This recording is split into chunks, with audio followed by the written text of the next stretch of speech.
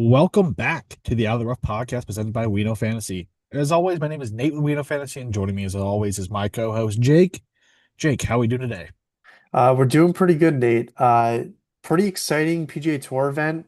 A playoff between Sam Burns and Ryan Fox. Burns missed like a 5-footer, which like world's best putter. It's all up in the bag at that point, and he just rushed his putt, and then Ryan Fox takes care of business there for his second PGA Tour win of the season. I do have to give a special shout out, Nate, to Keith Fleming, who was on our podcast a couple weeks ago. He took down two single entries over a five-figure win on the weekend in DFS. So big shout out to Keith, big win for him, and proud guest on the Out of the Rough podcast, and we've been on his show as well. So um, yeah, just a big shout out to Keith, big win for him. Yeah, Keith is definitely, as we say, a friend of the pod. He's been on multiple times, a handful of times at this point. We chat with him on a group chat pretty much every week. He shares his information with us. We share information with him, and it's always good to see our guys doing well and love to see it. But yeah, good event. I mean, crowded leaderboard. It could have been much better for me as I had Shane Lowry who got off to the insane start and then blew it away. I had Andrew Putnam in the mix, and then Yeah, Thorburn Olsen with a hot start as well, and just no one was able to capitalize. I mean, the event was wide open until the very end. Like anyone that yeah, could have gone on a run within, you know, two or three of the leader could have gone on to win. It just was one of those events where, like, back to Mexico, like anyone could have won it, but no one wanted it, I guess. And it ended up being Ryan Fox, two wins on the season, two PGA Tour victories all together. So shout out to him. I mean, three people on the tour have won twice this season, and Ryan Fox is one of them, along with Sepp Straka and Rory McIlroy. Well, I guess Scotty Scheffler as well. yep. But yeah, U.S. Open time, big times here. Oakmont Country Club, one of the most storied golf courses in the world. The history of majors, history of PGA Tour, everything you need to talk about. Oakmont has it. Before we do hop into things, Jake, where can we find you on social media? Yep, you can find me at DJ Freeman on Twitter. I've already posted my outright betting card for the US Open, but be sure to check that out. Also, if you're interested in joining our Discord, completely free to join. No hidden paywalls once you're in there. A lot of great content. The golf chatter, especially during a major week, has been pretty consistent. A lot of good information, a lot of good tweets shared, and just a lot of good, healthy debates on different people in the outright market, placement market, all that kind of stuff. So if you're interested in joining, reach out to Nate or myself, and we can get you the link to do that. Again, completely free, just an extra tool to have at your fingertips. Yeah, exclusive content on there as well. I posted Thorburn Olsen exclusive to Discord, first round leader, chopped 60 to 1, still profit on the Take week it. there at 30 to 1. I'll take that every day of the week. Yeah, live stuff, all of my exclusive stuff, your exclusive matchups are all posted there free of charge, no hidden payrolls. So be sure to pay walls. We were talking work before we hopped on this. Be sure to get a link for that. You can follow myself, Nate, on Twitter at WKF Nate. Be sure to follow We Know Fantasy on all forms of social media at We Know Fantasy. Be sure to visit WeKnowFantasy.com for more fantasy sports content. Fantasy baseball, basketball, football, NASCAR, golf, everything in between. We have you covered. On there, you can find my Out of the Rough Golf Betting article series, PGA Tour, DP World Tour, LPGA Majors, each and every week of the PGA Tour, DP World Tour. If you're looking for the DFS side of things, that's posted exclusive on WeKnowFans.com in my articles there. Be sure to check out our other contributors. We have Andrew All Tour Golf Bets doing the Corn Ferry Tour Challenge Tour. Very knowledgeable person. Extensive information about those tours and those courses. We have Craig on the ladies' side. Bit of a hiatus as he went to an LET event, interviewed a bunch of players for his personal podcast. Hopefully, he gets back in the reins of giving us some LPGA and LET content because that guy knows his information more than anyone as well. I think that sums things up.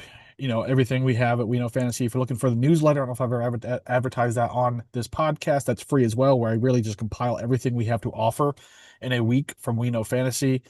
So if you want to add to that, exclusive full placement charts for events on there as well. So be sure to check that out as well. All right, Jake, let's hop into what people are here to listen to. The U.S. Open, Oakmont Country Club hosting for a 10th time, a record 10th time. I think the closest other golf course, I don't have it in front of me. It's like seven times somewhere else. I don't know. Bad podcasting on my end. But yeah, we've seen the likes of, let's see, 2016, the last time we were here, Dustin Johnson won here, Angel Cabrera in '07, Ernie Els in '94, Larry Nelson in '84, Johnny Miller in '73, Jack Nicklaus in '62, Ben Hogan 53, Sam Parks Jr. 35, and Tommy Armour in 1927. You know, 125th plane, so it's only suitable to go back to its most storied venue out there in Pittsburgh area of Pennsylvania. Again, proud Pennsylvanian here myself, so love to hear that.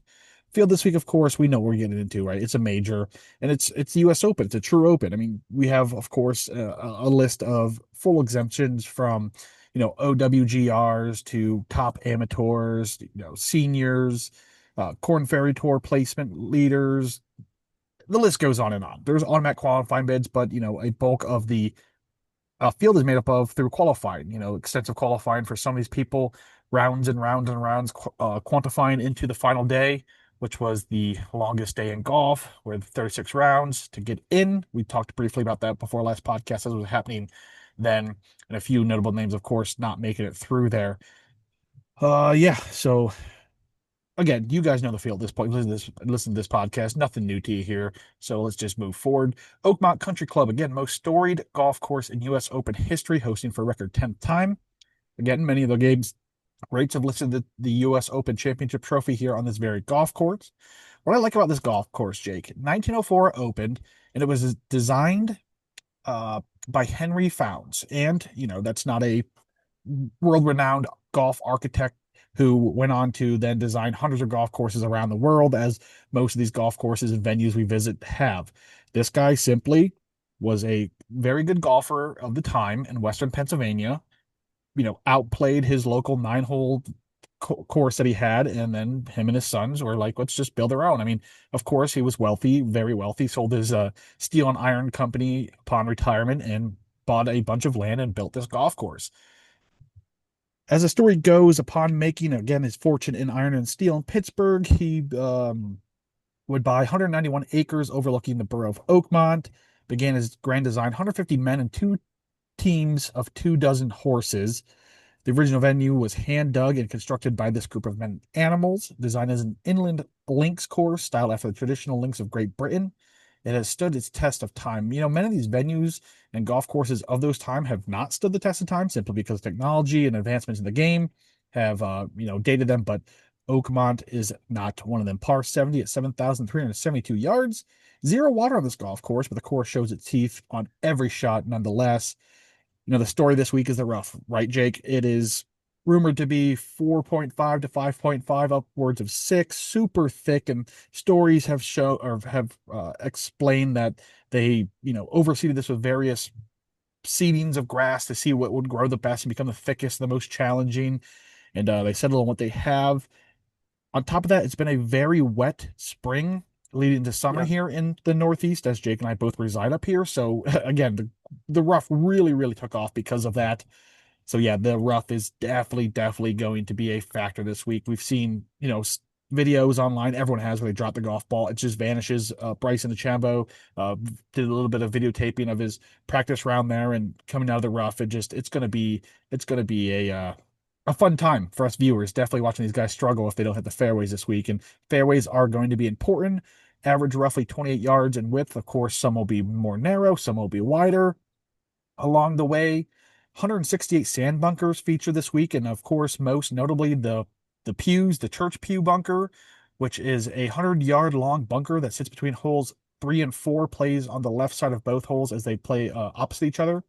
13 grassy ridges run through this massive sand bunker. You've seen pictures of this at this point. There's, everyone has at Oakmont, but that's really the defining feature of this golf course. I guess a unique feature, not defining feature.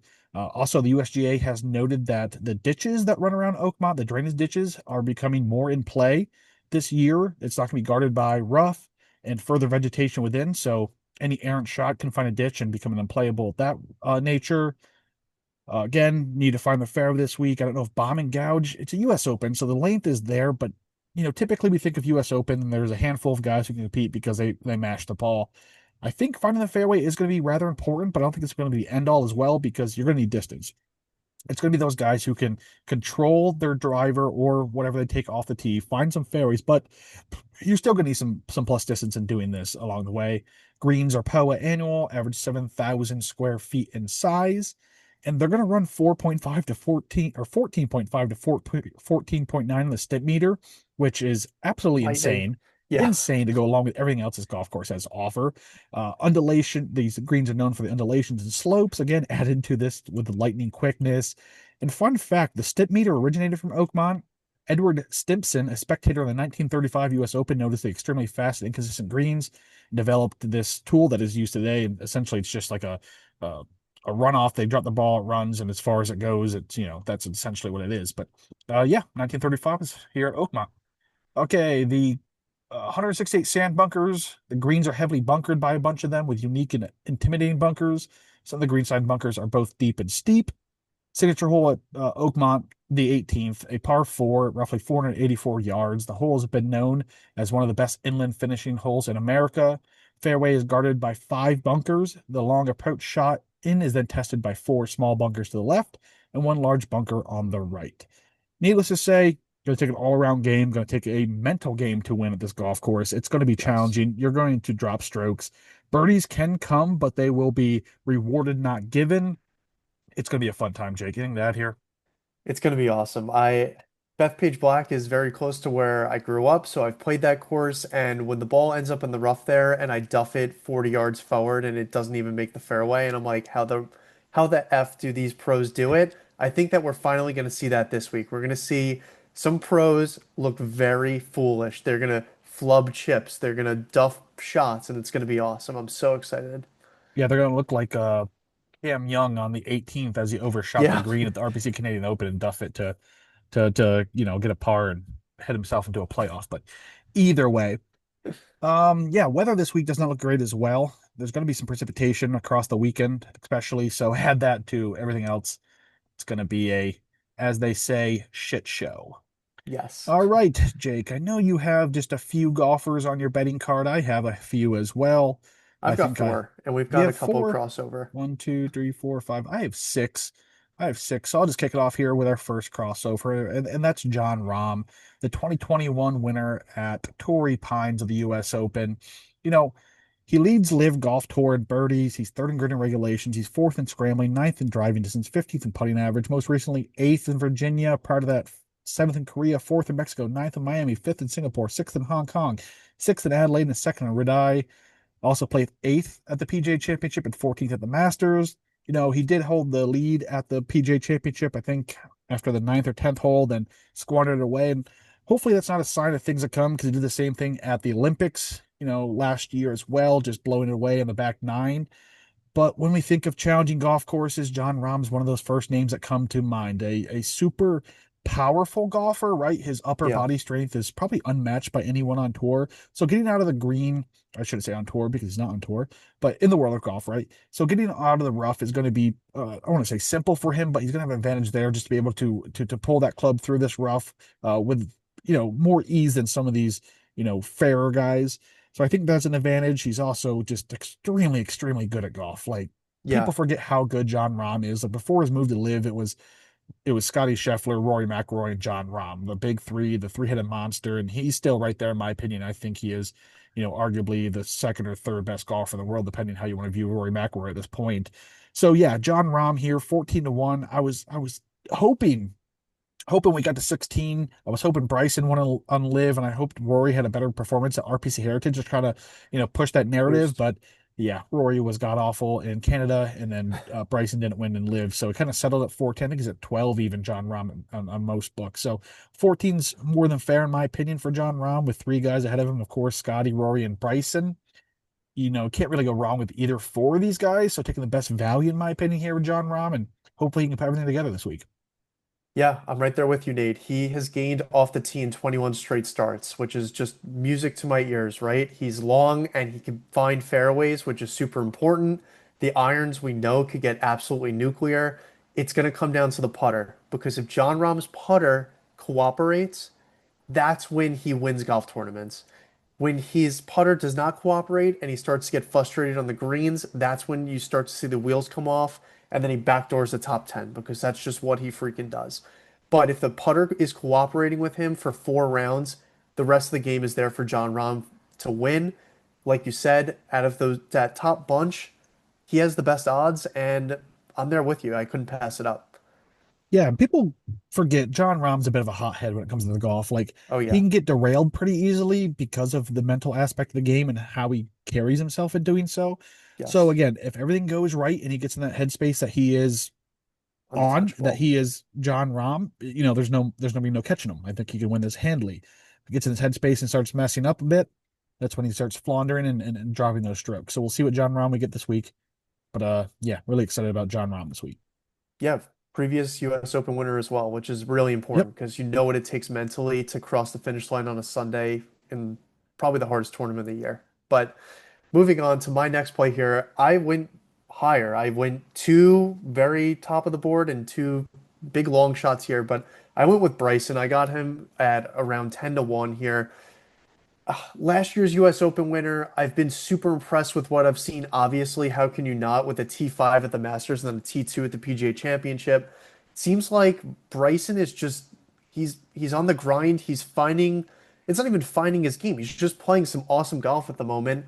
And needless to say, right? He mashes the ball off the tee. If he's missing fairways, he's probably hitting the ball 120 yards further than Aaron Rai. Just for an example, not to pick on Aaron Rai, but if people are finding themselves in the rough, if the conditions are windy or the rain comes into play and everyone's in the rough, I'd rather find my guy 120 yards further than some of these other. And what I love about DeChambeau is that he's a very competent short game. He's very good around the greens, and the putter could really cooperate.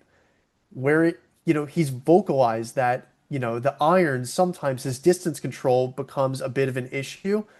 And I totally understand that. That's the argument against him, in my opinion.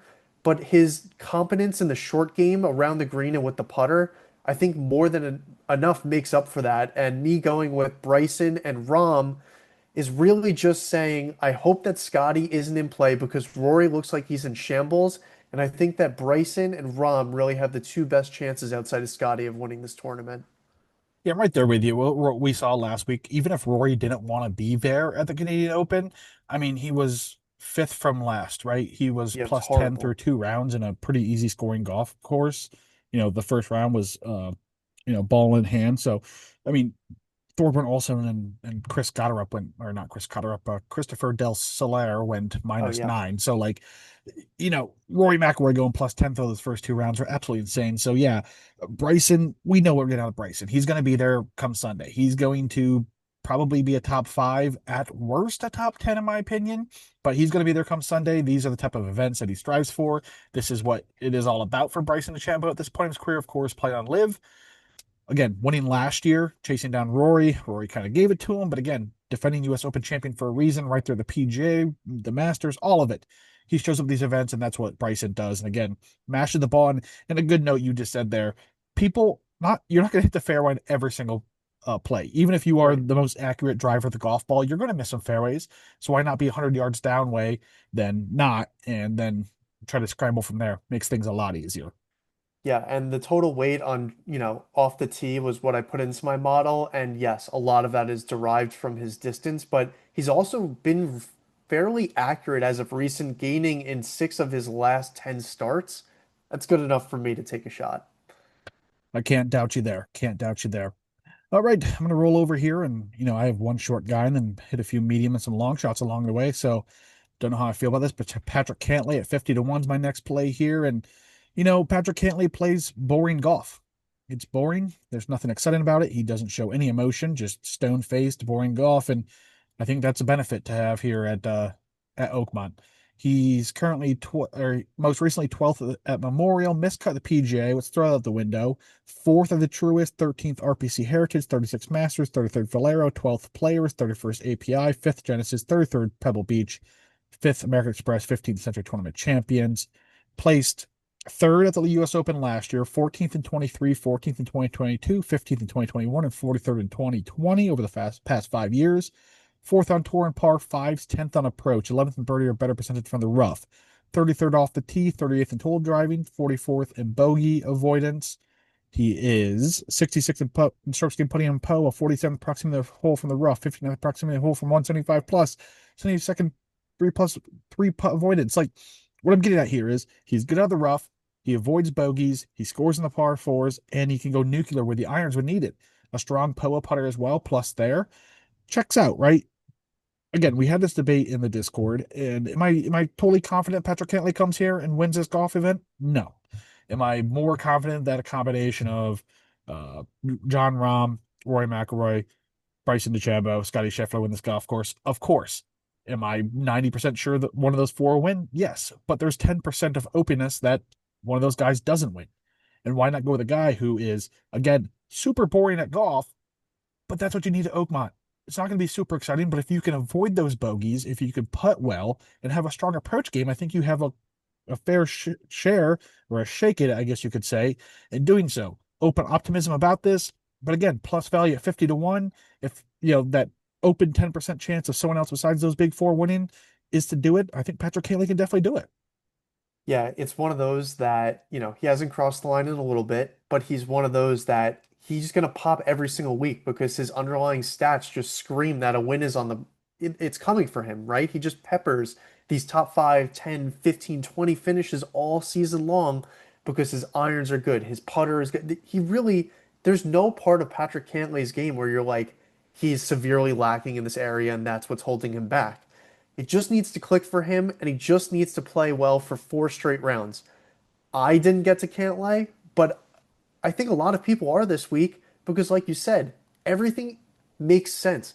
All of the underlying numbers from the entire season, honestly, his entire career, makes so much sense for him to start winning a crap ton, and he just hasn't done it. So, look, some I go with the mentality of it's a major. I need to see someone who is known to cross the finish line, can handle the pressure, and that's the question mark for Patrick Cantlay because everything else is not really in question. His game is there. He should be winning majors. So it's not going to surprise me on Sunday if he does win, and I think it's a more than fair number on him. Oh yeah, for sure. 50, I think that's a very fair share for a top 10 player in the world at this point. And again, hasn't crossed the finish line in a very long time. But again, he has done it and he's done it multiple times. So it's not like he hasn't won before and is one of these Tommy Fleetwood type of deals where they Right. play really good golf for their entire career, or Cam Young, but just have never done it. He's done it before. He's won a bunch of events. That major has eluded him for his entire career. But again, everything checks out and a pretty big number next to his name. Yeah, 8-time PGA Tour winner, and you're getting 50 to 1 next to him. That's Yeah, enticing for sure. there we go. All right, Um, Jake, who's your next guy here? yeah, the next guy I'm going with is a crossover, and it was a guy that we both saw and couldn't pass up. It's Keegan Bradley, 100 to 1. Captain Keegan, I more so want this with my heart than anything else because I want him to qualify himself. We've talked about it at nauseum. He said he's not going to pick himself for the Ryder Cup. If he plays himself in, great. If he doesn't, he's not going to pick himself. He deserves to be on that Ryder Cup team. He's playing with added incentive compared to anyone else. I know it's a major, everyone's playing to win, but if Keegan takes down the US Open, he's going to be on the Ryder Cup team. And that is what I think most of America wants to Hmm. see if you care about golf. That being said, he's an incredible golfer just in general. He fits this course perfectly. Long and accurate off the tee. His strokes gained total off the tee is just it's perfect. It's what I'm looking for. His iron play also perfect. Spikes with the irons all the time. His around the green game extremely competent. It is going to be the putter for Keegan Bradley that decides if he is going to be on the Ryder Cup team or if he's not. Not just this week, but for the rest of the season, it's going to be on the backs of his putter. If he can get putts to start falling, he's going to win tournaments and he's going to be on that team. We saw in his last start at the Memorial, he gained just under a stroke per round with that putter, finished T7. Week before that he played was the PGA Championship. He lost with the putter and still finished T8. It just shows that if he catches a hot putter, I'm confident that he has the ability to win, and you're giving me triple digits in front of him. It's a no-brainer shot. Yeah, like we talked about before the podcast here, Jake, our models had him at about 65. So 100 seemed like a no-brainer. And again, overexposure, so what? It's a US Yeah. Open. It's a major. We're going to be tuned in from the second it starts to the second it ends. We're going to be watching it nonstop. And yes, we want Keegan Bradley in that Ryder Cup team. We want a player captain. We want to see this happen, and especially because he was snubbed from 2023. Yeah. He should have been on that team Yep. over a handful of guys that were selected above him. So yes, we want to see this in a desperate way. You talked about it. He's played very well at US Opens in the past. Has the game to do it. He's in good form in doing so. What was it? Seventh at the Memorial, eighth in PGA, 13th at the Truist, 18th at the RPC Heritage. I mean, again, you know what you're getting. 12th in approach, 14th par five, 15th approximating the hole from the rough, 17th total driving, 20th around the green. everything except that putter, right? That's what it gets down to. 114 in strokes gained putting Poa. We'll see what happens this week. Hopefully, the rest of the game carries him. He doesn't really need to rely on that putter to really keep him in the things. Avoid those bogeys, have a nuclear approach game, and play out of the rough well. And I think Keegan can have a fair share at this 100-1. Yep. All right, Jake, for the sake of this, because I think you have one guy left at your long shot, I have two guys here in some of this middle range that I'll rattle off here back to back real quick. And the first one being Sepp Straka 50-1. So we think of US Opens, right? We think of you needed plus distance off the tee, and that's not Straka. He's not going to mash the ball with distance whatsoever. He is rather accurate. He's 37th on tee or on tour and off the tee. He's also, let me see here. He is currently second on tour in approach, fifth in bogey avoidance, eighth in par fours, 25th in proximity hole from 175, 37th in three-putt avoidance, 44th total driving. You know, everything really checks out. The lack of distance isn't really concerning to me with the rest of his game, and especially that, second on tour in approach, and of course, number one, Scotty Scheffler.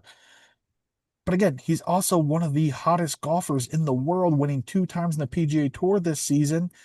Tourist Championship in the American Express, I believe it was. On top of that, third at the Memorial in his last outing, 12th at Zurich, 13th at the RBC Heritage, 20th at Valspar, 14th Players, 5th at the API, 11th at the Cognizant, 15th in Phoenix, 7th at Pebble Beach, won the American Express.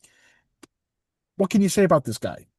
Two-time winner. Who else on the tour has won twice? Scotty Scheffler, Rory McIlroy, and Ryan Fox. But one of Ryan Fox's was an alt-field event, and then the RPC Right. Canadian, which was a bit of an alt-field event in its own outright. But yeah, he's won a signature event with the best of them. He's done that. He is playing some insane golf, and I think he has the game to do it. Yeah, I almost took this route, Nate, and it was because of Sepp Straka. I almost did not bet Bryson and said, Bryson. let me just go with Rom and let me load the card with the middle of the board. I'm going to play a little bit of devil's advocate here. Sepp Straka has missed the cut at the Masters and the PGA this Yeah. season. He's had a really bad US Open history, his best finish being T28 in 2019. That being said, he's playing the best golf of his career. Like you said, he's won an elevated event this year. He's gone toe to toe with the best of them and proven that he could win. The putter's been nuclear. We know that he hits fairways and the approach game is there. The first part of my argument is why I didn't go that route, but I was so close to going with Straka and going on down a very similar route to what you took this week, so I can't fault you at all because I really was so close to doing it. Yeah, I know the major history is not there, but again, even though this season two missed cuts at the majors, he's still playing the best golf of his career and Yep. doing so handily. So we'll see what comes of it. But again, we're 50-1 for a two-time winner this season who matches up rather well, in my opinion. We'll see what comes of that. Yep. Next play, Hideki Matsuyama at 70-1. Again, a number I saw, and I really, really, a lot of me did not want to take this number, right? It's Hideki Matsuyama, so be it. But man, he's been great at US Opens as well in the past 5 seasons. He was sixth in 2024, 32nd in 2023, fourth in 2022, 26th in 21, and 17th in 2020. Again, third on tour in scrambling. He's fourth around the green, seventh in scrambling from the rough, 15th approximate hole from 175 plus, 24th in bounce back, 39th in bogey avoidance, 43rd approximate hole from the rough, 52nd from approach, and stroke scheme putting Poa. He's, Poa is probably his best putting grass. He's very, very good around the green. He's very good out of the rough. And, I'd argue at this point he is the best when it comes to around the green and the magic he's able to make with that. Very good Yep. out of the sand as well. Uh, you know, Kind of catching some form. Let's see, 38th in the Memorial, 36th in the Charles Schwab, missed the cut of the PJ, 17th of the Truist, 21st the Masters. You just don't know what Hideki you're going to get on any given week. Is he fully bought into he is the Hideki Matsuyama that can win any golf tournament he puts his mind to? Or is this where, it's again, we talk about this often with some of these guys. You'll see if he's going to be in contention for the first three holes. Yep. If everything's on and, he's -1 for the first three or even par for the first three, you're like, all right, Matsuyama's on. If he's +2 or +3 for the first three holes, he's not coming back. He kind of just puts his head down and kind of gets himself out of it. But again, 70-1 for Matsuyama, won the Masters, very good US Open player. Everything you need out of a US Open player, he has it in his bag. And when it comes down to it, who can beat Scotty Scheffler on a Sunday? We've had this conversation 100 times over on this podcast, Jake. Yep. Hideki Matsuyama is one of those with the absolutely dialing that he's able to do with his approach play, and then scrambling to save pars around the green with the, in my opinion, the best around the green play in the world at this point. Plays great out of the rough. Man, 70-1 was a big number. And again, just like Keegan Bradley, I couldn't leave this one out there. I mean, if you told me 71 for Hideki Matsuyama to win the players, or excuse me, to win the US Open, back when the season started, when he, broke the scoring record at the Century, I would have laughed at you because he was going to be a 22, 25 to 1. Yep. Yeah, 100%. And we've all seen it. When Hideki gets just dialed with those irons, it doesn't matter what golf course he's on, doesn't matter who he's playing against. It's just electric. He puts the ball within 3 feet and he taps it in for birdie every single time. And I was just doing a little bit of a dive as you were talking. A lot of these US Open finishes are just based on like one unconscious round, right? Hideki last year shot a 66 on Thursday. In 2022, Hideki shot a 65 on Sunday to finish fourth. In 2017, he finished T2 where he shot a Friday 65 and a Sunday 66. So if you just get Hideki lights out for one, maybe 2 rounds, it's there for him because he could shoot that uber low round where it might just be too hard to catch him. Yeah, especially at this golf course. Again, if he comes out here and shoots a -4, -5 in one round, again, we're at the belief that this winning score may be what, -4, 5, 6, if all stories are to be true. So Yeah. again, go nuclear for one round, and then he is elite around the green to save par. Again, one round may be the difference this week, and Hideki could definitely do it. And we've seen Hideki have some of the best Sundays of recent Yeah. history, right? We've seen him go absolutely insanity on some of these Sundays. So again, if it comes down to it and he needs to go nuclear on a Sunday, we've seen it time and time again. No, 100%. And I really he has a ton of win equity at 70-1. It's a huge number. All right, Jake. We got one guy left each, I believe. Who Yep. is your long shot this week? Yeah, my last play here, also 100-1, is Harris English. It just feels like when there's a long course that Harris English shouldn't be playing super great at is when you should play him. That's what we saw at the Farmers where he won this season. But that being said, this is, I've gone bomber, bomber, bomber. English is more of that accuracy guy that it's almost a little bit of a hedge that if hitting fairways is important, English does that. And he also has some really good finishes in US Opens and has had some really good form. He had a fourth place finish at the US Open in 2020, a third place in 2021, and then a T8 in 2023, which I like to see. This season, he has a win at the Farmers, but his recent form coming into this week, T12 at Memorial, T53 at the Charles Schwab, T2 at the PGA Championship, T11 at the Truist, and then he also had a T12 at the Masters. So two good finishes in majors this year, good US Open history, and honestly, a stat profile that I wouldn't have necessarily picked out, but hits a ton of fairways. His irons are above tour average, and he's a very good putter. So 100-1 I felt was a fair number, and that's my last play. Yeah, it is kind of weird to think of where Harris English seems to do his best. It's at golf courses he shouldn't do his best at. And a Yeah. few people we've seen, and on a smaller scale, it dates me back to like the DP World Tour, Jesper Svensson, who is a bomber off the tee, and we get these long golf courses like, oh, Jesper Svensson, he's going to do it, and then it comes down to a plot and plutter golf course, and then he is the leader of that golf course. You're like, this doesn't make sense at all. But sometimes it is what it is, right? Sometimes these guys are able to channel something, and may it be for Harris English is finding these fairways, and with we just don't know. There's so Right. much about this. We've seen the videos, we've seen the reports, we've seen all of this, and we believe that, of course, US Opens, you need, excuse me, plus distance in doing so. But again, we just don't know. Maybe it's going to be the Aaron Rai, approach again, harping on Aaron Rai here and finding the fairway and taking your long irons in, and that's the road to success this week. We'll just have to see. That's part of golf betting. We don't see these golf courses every single year. It's not like a Pinehurst Hill we see all the time or a Pebble Beach we see all the time. Of course, we've seen Oakmont on several different occasions. Not really in our doing this, right, Jake? But 2016 was the last time they played here. I wasn't doing this back then. No. 2007, I was didn't even know what golf was probably at that point. I was 13 years old. But yeah, it's going to be it's a crapshoot. There's mysteries all around. So why not diversify your card, add a little bit of this here, add a little bit of that there, and see what really sticks, and leave yourself maybe a little bit of meat on the bone to do a live ad later down the road or something like that. But we'll just see. We'll have to see what happens. Yep. All right, my final play here, which I've caught a bit of flack for in the Discord for doing so, and that's Sam Stevens at 250 to 1. I really like how he models this week. He's 15th on tour in both scrambling and scrambling from the rough. He's 28th in bogey avoidance, 39th in par fours, 47th around the green, 49th in strokes gained putting POA, 53rd in scrambling from the sand, 61st in total driving, 62nd in both three-putt avoidance and bounce back, 67th off the tee.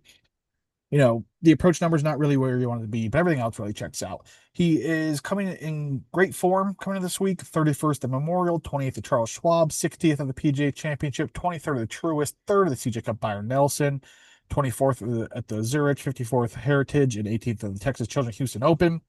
He just played U.S. Open the last 5 years, 2023 the last time, a 43rd there and a 49th in 2022. Not great finishes, but I just like the ability for him to avoid bogeys. He's a good rough player, a good sand player, a good around the green player, a good putter on POA as well. We'll just need a spike week with the irons. And again, we're playing a guy 250 to 1. This isn't an ideal situation for any one of that number, right?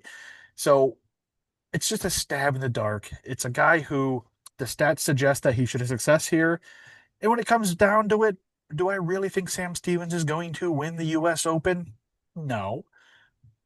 But there's a slight chance. There is, Right. even if it's a 0.1% chance that Sam Stevens takes his event down at 250 to 1, with the stats suggesting that he should have a good week here.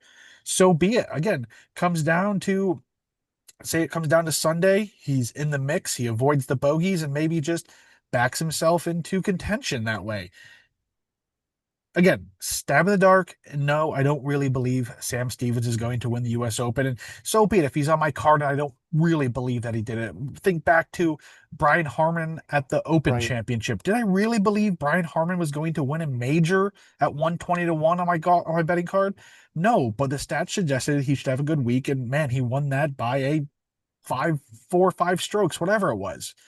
It's part of it. It's part of golf betting. We always have these long shots. I mean, a lot of us come in here with, each and every week with a guy that just got promoted for the Corn Ferry Tour for the first time at 250 to 1, or a guy who, got an invite for the DP World Tour at 200 and we put them on our betting card. Do we believe they're going to come over and win their first time? No, but they're on the betting card.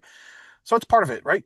We want to have these long shots. We want some excitement. If they pop on, make the cut, we have a little bit of glory there and right into Sunday. And so be it if he doesn't win this golf course, because a little money for a lot of money if he were to win. So yeah, my little rant there. But Sam Stevens, let's get it done this week and really, really show the haters.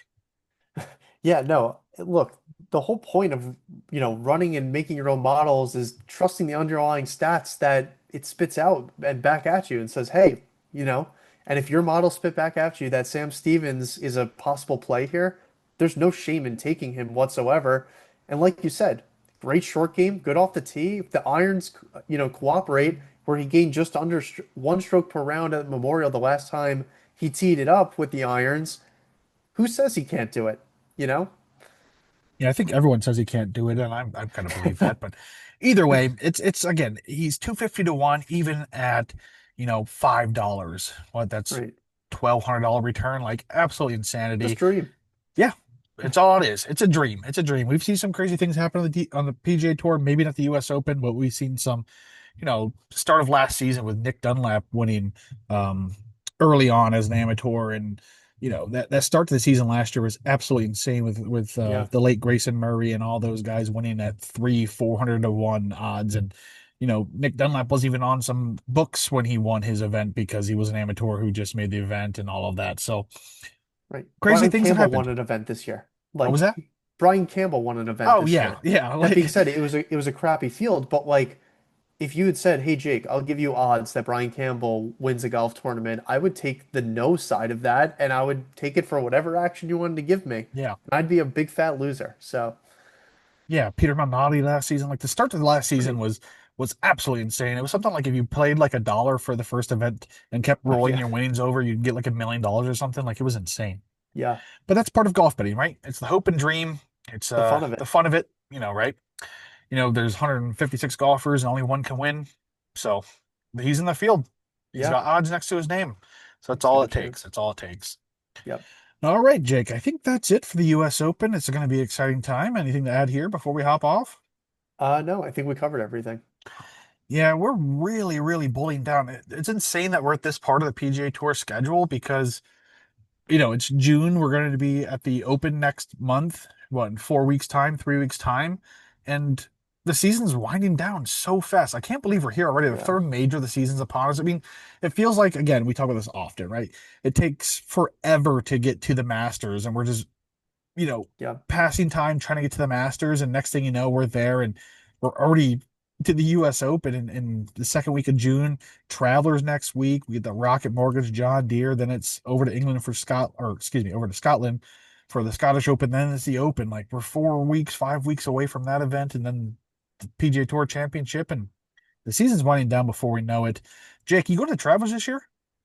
No, I have my bachelor party that weekend, Oh, so okay. no travelers for me this year, but I will be returning for years to come. There we go. I know you've gone there quite a bit. And Yeah. yeah, same thing here. I would be in Oakmont in person this week, but my friend had to go and get married this week. I've talked about this a few times on the Selfish. podcast. And, I'm in Northeast Pennsylvania. It's a bit of a drive, just 4.5, 5 hours to Oakmont, but I would definitely make it to attend the US Open. But this year won't do it. I know next year we're in Long Island though, right? Or I don't know. I don't know what Long Island actually is, but it's somewhere, in New Is it York. really? Yeah. Let's see. Let's US see. Open Good podcasting, guys. 2026. We'll just blabber real future US Open Futures. sites. That's what we're looking for. Oh, Shinnecock. Right. Yeah, it's in the Yeah. Hamptons. I don't Oh, know. Yeah. yeah. I It's a went to bit from this Long Island. one. If you just pro tip, if you go to this one, you need some sort of eye protection because you're so close to the water that the salt water just like comes right off the ocean and your eyes just burn the entire time. So, but great course, super difficult. This was where was it Phil Mickelson who put the ball and then ran before it settled and like hit it again and it was like ruckus around the whole thing. That was the last time Shinnecock hosted, but I can't remember who won. This is I've derailed this. Yeah.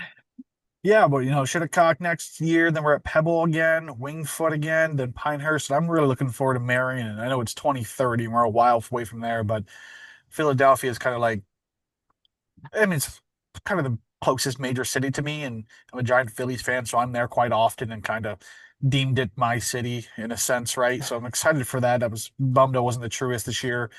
And again, next year, the PJ Championship will be in Philly, so I'll definitely be there for that. But yeah, some great stuff coming up. I mean, we have the Riviera in 2031, back to Pebble, Oakmont again in 2033. So there's that. There's a lot of good stuff in store for the US Open ahead of us here. Yeah, this is always one of the best events. It's always challenging, and you really get to see what these professional golfers are made of. It's one that I look forward to every year. Yeah, the toughest challenge in golf, right? The US Open. It's going to Yep. be a great time. Again, I have 1,000 things to do. Talk to Jake about this with the wedding I'm in on Saturday, a little bit of a golf outing trip type of thing in a few days leading up to it. I have a ton of stuff to do on the farm with hay season here and everything, but we'll get through it. If I have to be riding the tractor with the AirPods in, listening to the US Open, so be it. If I have to, try to claw myself away from the reception at the wedding to watch some US Open, I'll do it. But yeah, it's gonna be a great time nonetheless. Yep. All right, Jake, one more time. Where people find you on social media? Yep, you can find me at the Jake Friedman on Twitter. My outright card is already posted there. But again, shameless plug to join our Discord, completely free to join. A lot of great information in there, especially Major Week.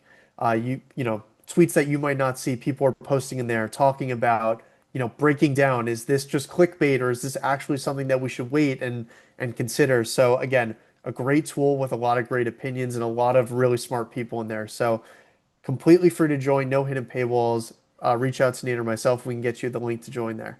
Yeah, for example, today you posted a picture of a tweet of them I'm a shit starter. mowing the rough, and there was an hour long back and forth discussion and debate about that. So yeah, something as simple as a picture of a lawnmower can really go a long way in the Discord. And I post exclusive stuff there. 3 first-round leaders this season posted there. There was a live winner posted there, exclusive. So a lot of great stuff. The NASCAR side of things, Cody is on Yeah. an absolute terror right now. I think he's hit like 4 or 5 straight winners on NASCAR in the Discord as well.